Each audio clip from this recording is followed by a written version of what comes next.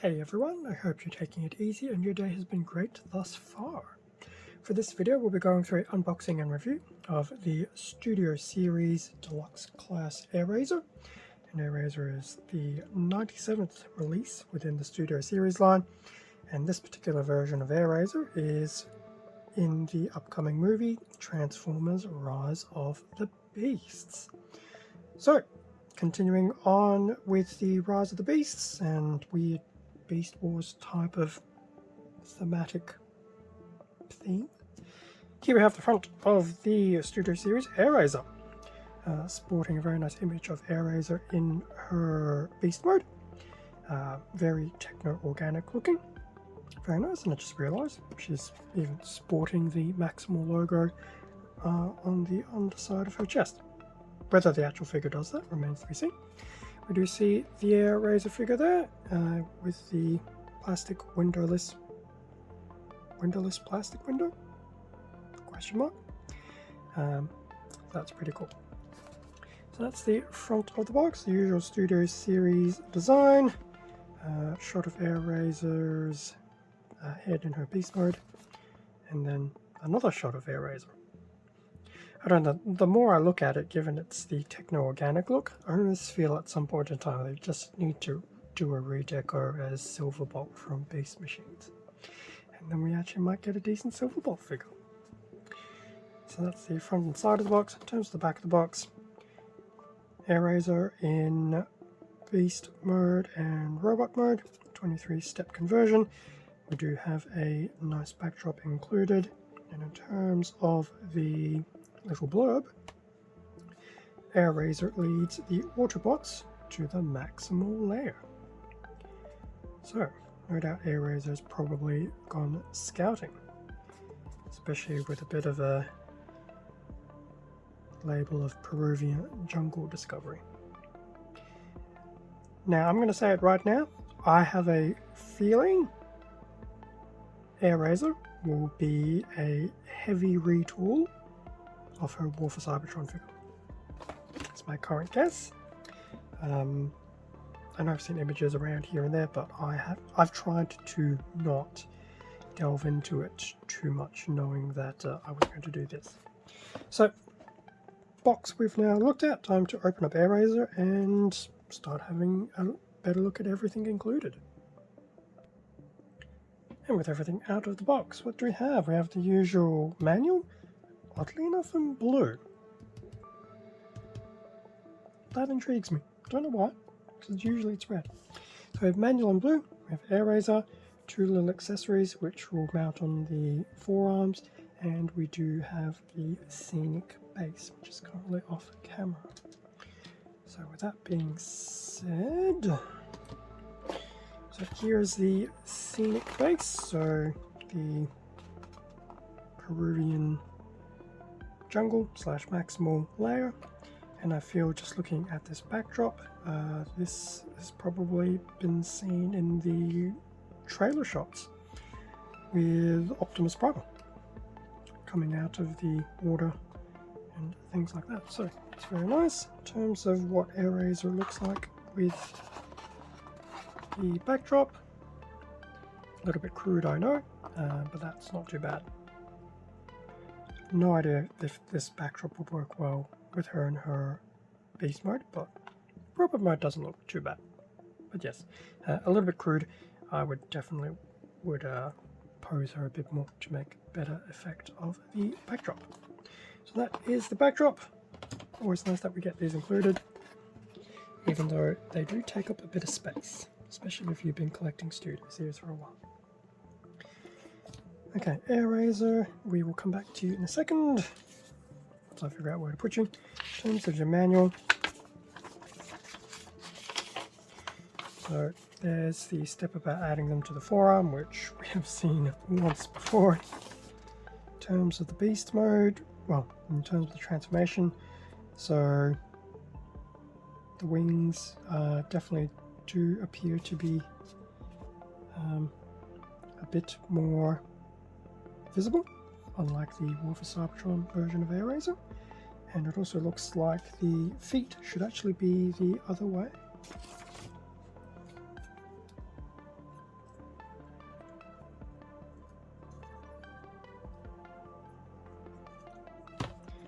since we're here. Okay, but the first 6 steps is pretty much getting the wings into position and things like that, but I am having a weird case of deja vu just looking at those steps already. As for the rest, well, to be honest, I'm getting plenty of deja vu.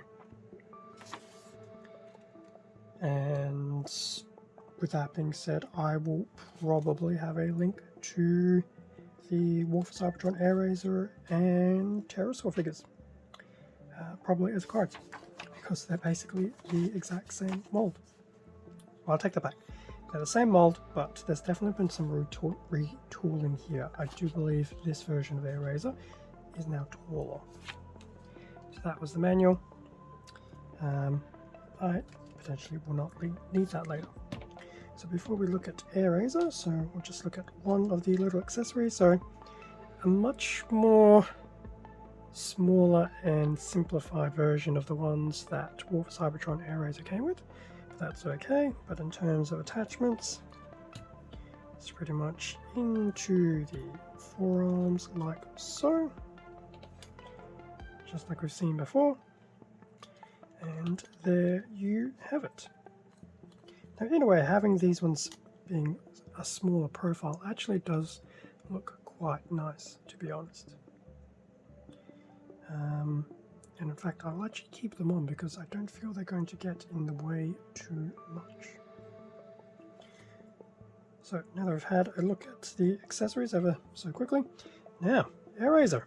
What do we have here? So that's a bit of a shot of Airazor from the front.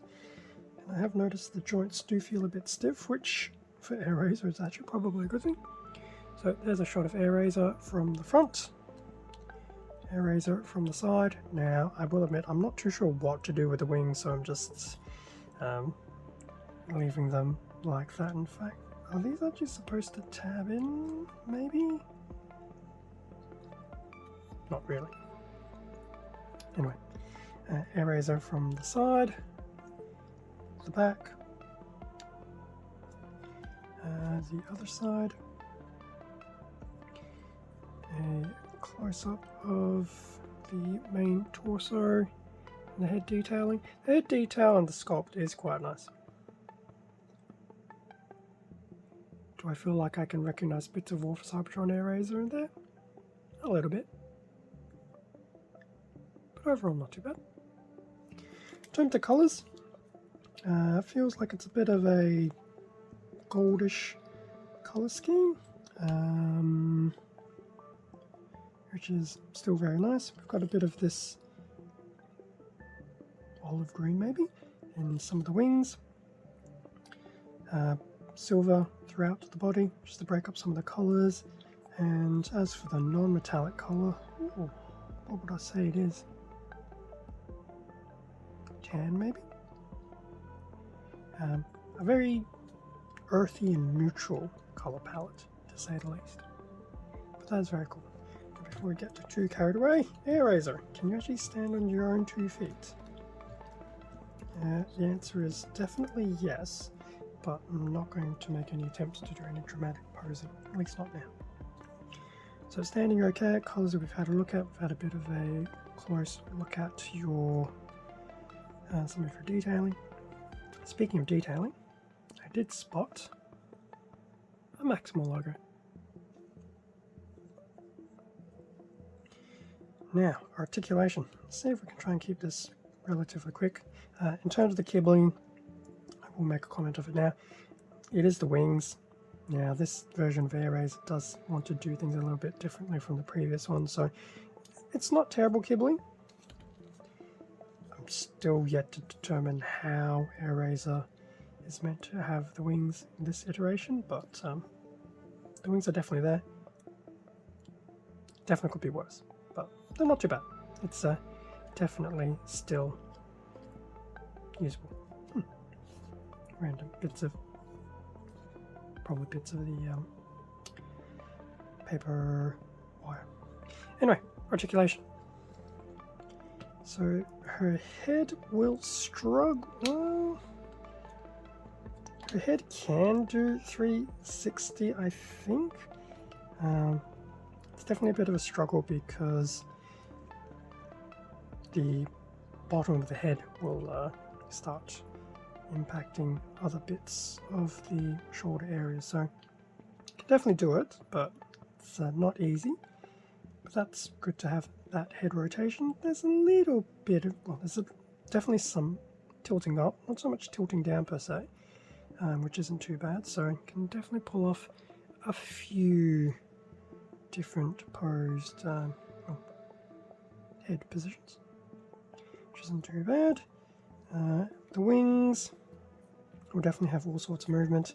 They will come out a bit more, but I won't focus too much on the wings in the robot mode. In terms of the arms, so the arm will go all the way out.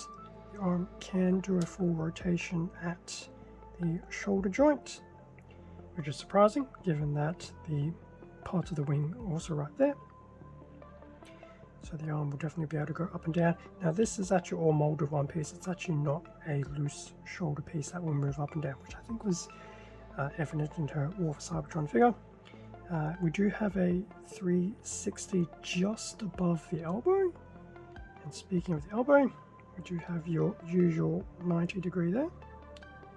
And that's pretty much it. So standard elbow, but that is very nice to have that. And we do have some wrist movement, but that's more to facilitate the transformation, not so much actual wrist movement itself. Mainly because if you do that, it actually does look quite weird. So definitely some nice movement in the arms. I actually quite like the swivel. I can't remember if the War for Cybertron one did it. Very nice. So that's the arms. In terms of the waists, we do have a bit of a waist swivel. In fact, it can do a full 360 if you just lift the back of the tail a bit. That's cool. What else do we have? We do have some degree of splits, but I'm not fully convinced. So we can definitely see it's happening in here, but I feel it could just be me. Could just be because the joints are quite tight. So we do have some degree of splits. And the reason why I was a bit worried, I wasn't too sure if the top of the leg / thigh was impacting the interior of the waist, and I guess it actually isn't, so I think it just comes down to some stiffness in the joint, which is not necessarily a bad thing. So that's the upper leg. So the leg can go all the way to the front, and we already know about the side, most to the back, before it becomes a little bit of a mess on account of the wings, which isn't too bad. We do have a very tight 360 rotation at the very just above the knee in the middle thigh area. Typical knee bend as well. In fact, it's a very nice knee bend, which is very cool. That's the leg all the way out, the knee bend, and then the knee bend going into a very deep bend. Now we do have some extra movement here just in the front of the leg. Now I do believe that's for the transformation, but especially when doing that knee bend, that does kind of look cool. A little weird, but cool.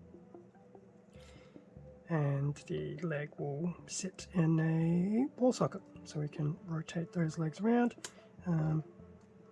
Doesn't generate too much of a side-to-side pivot. It's definitely more of a socket and not so much a pivot joint, but that is okay. You'll definitely have to try and use some of the pivot within the upper legs, and yes, that's definitely a bit of a tighter join there, but that's okay. I think that'll work out in time.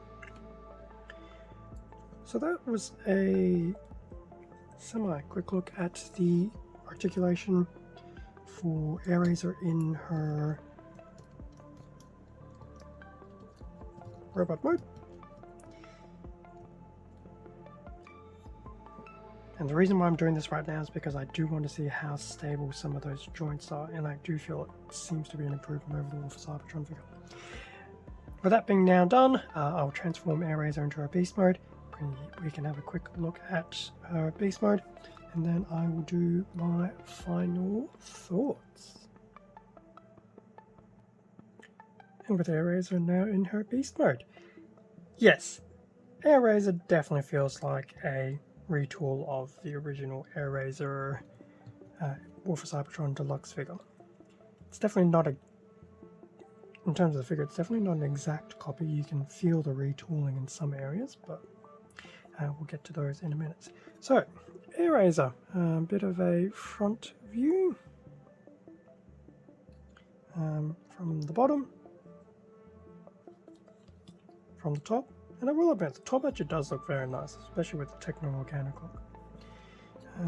From the side and from the rear.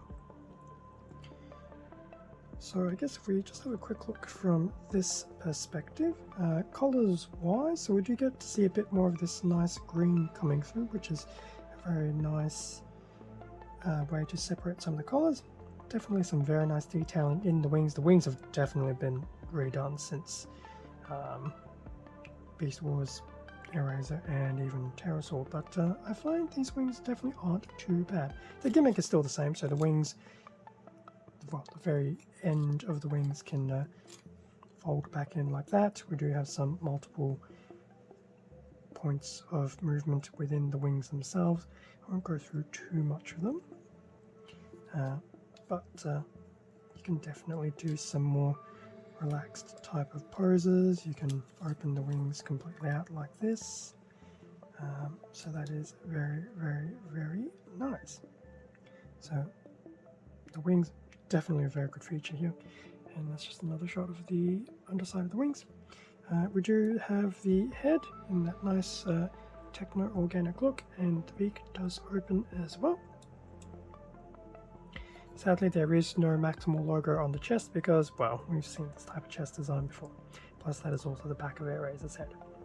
Now, unlike the Wolf of Cybertron toy, so Airazor's accessories can stay attached in their forearm position, and they just somewhat rotate out like that. So it's actually not too bad in the weapon storage, and it actually feels somewhat more natural than what we're used to. Now there is a bit of some retooling in there with how the hands work, which is okay, it's not too bad. Does feel a bit neater, to be honest.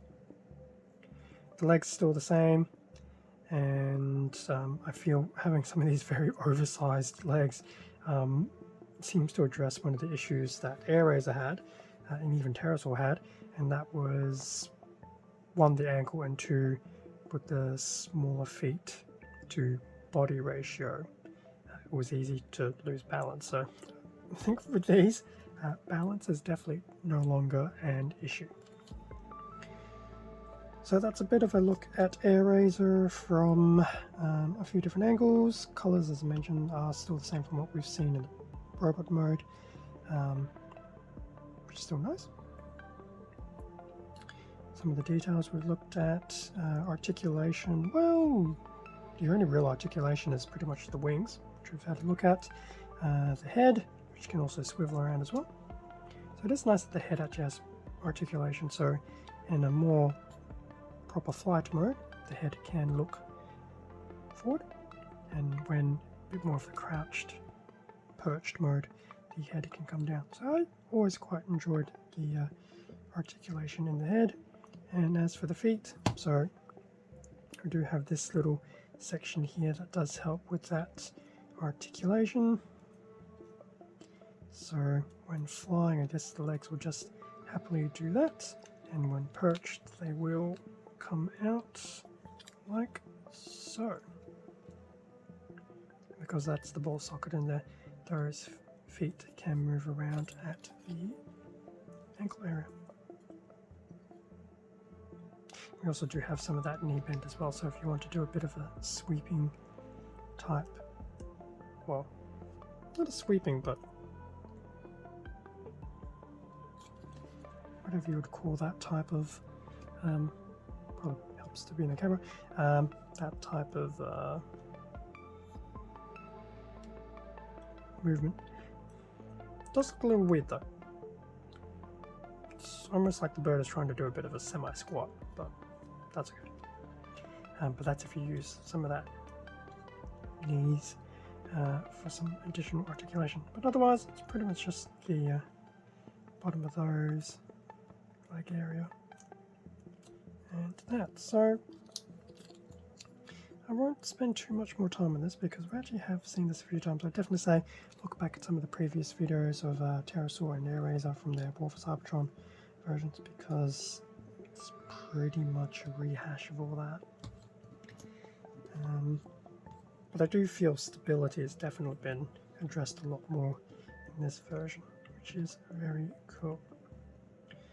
I don't think there's too much more to really mention with the beast mode, other than it actually is a bit of a rehash from what we've seen previously.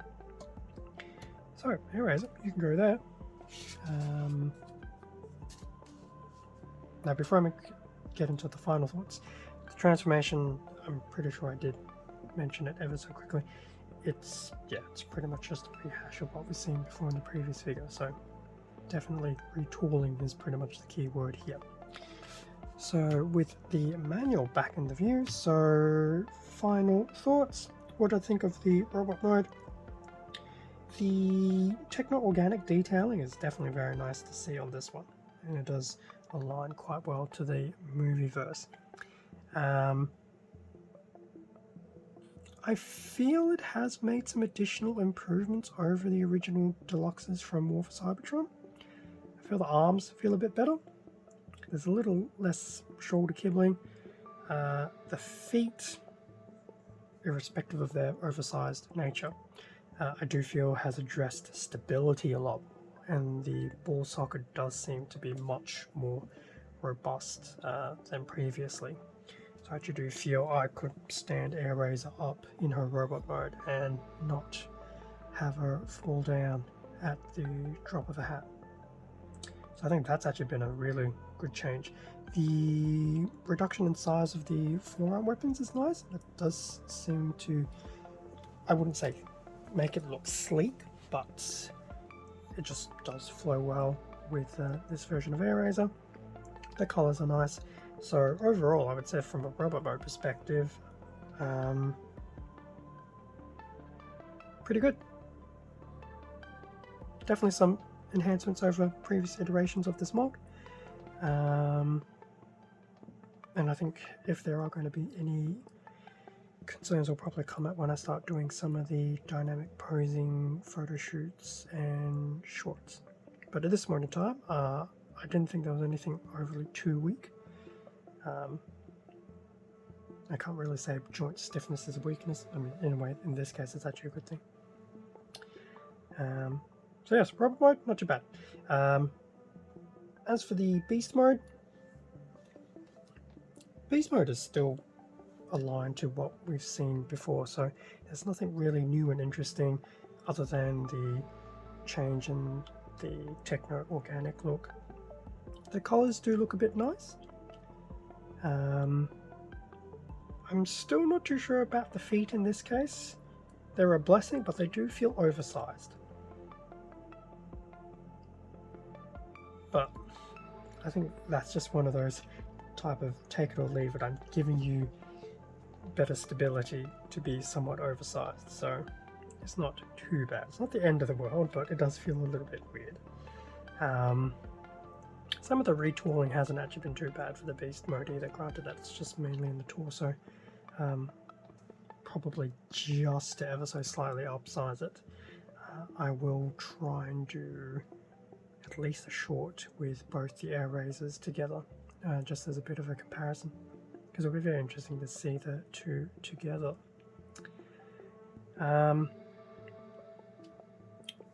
So that's pretty much what I think of the beast mode. It's nothing comes out as a significant flaw, but you can definitely feel it's a bit of a rehash. But the original figure did have a very solid beast mode, so I think it's nice that they haven't changed it too much. since then. Would I recommend this version of Airazor over previous versions of Airazor? That I'll say is subjective. Depends where you're coming from. If you were introduced to Beast Wars in the 90s, then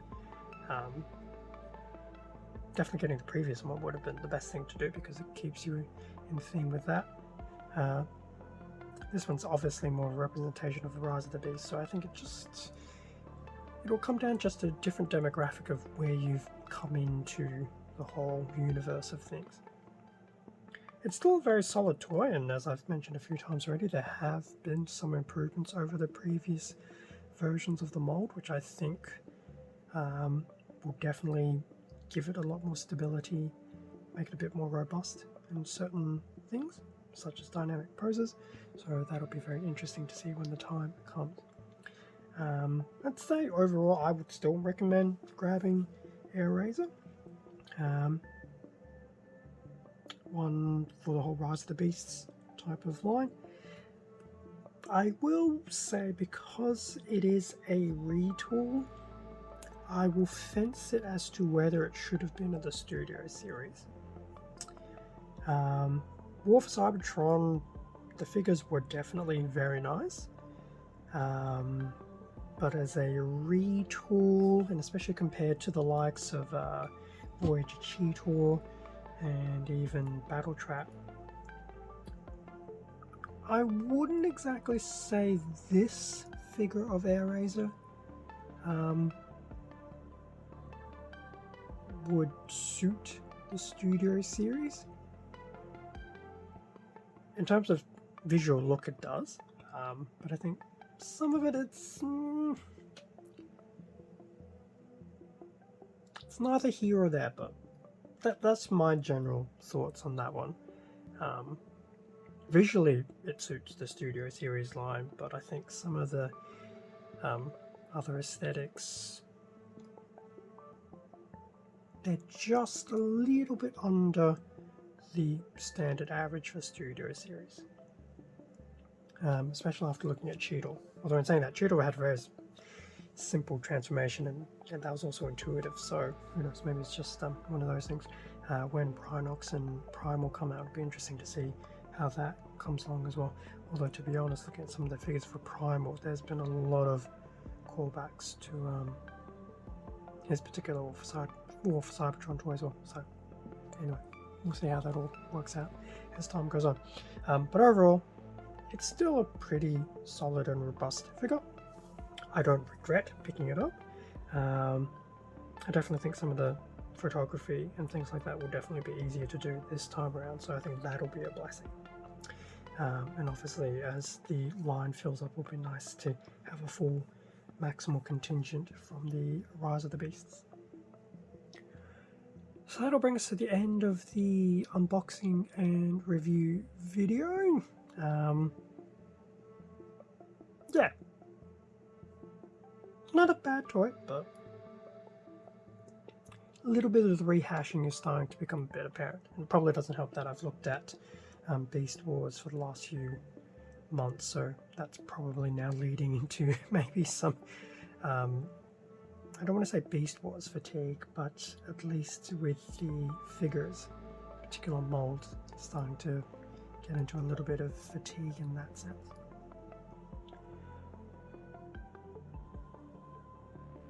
Thank you very much for watching this unboxing and review video. Feel free to leave a like, a comment, subscribe if you enjoyed the content. All of this does help support the channel, and I do greatly appreciate it. Extra content can also be found on my Instagram account. Link to that is in the description below.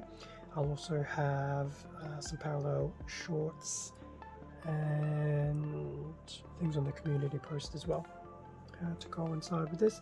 And I did mention it before, I will have some card links back to War for Cybertron, Airazor, and Terrorcons, since they're all within a similar mold family. That being said, stay safe and take care. I will catch you all in next week's Transformers video, if that's what you're here for. Otherwise, I might see you in some other content on the channel. Who am I doing next week remains to be seen, although I'm pretty sure I know who it's going to be, just on account of where I'm at with the Rise of the Beasts and probably doesn't take a rocket scientist to realize there is still one figure who has been released that I haven't yet looked at. So if you think you know who it is, feel free to leave it as a comment, and I will either confirm or deny the thought. With all that being said, I'll see everyone in a future video.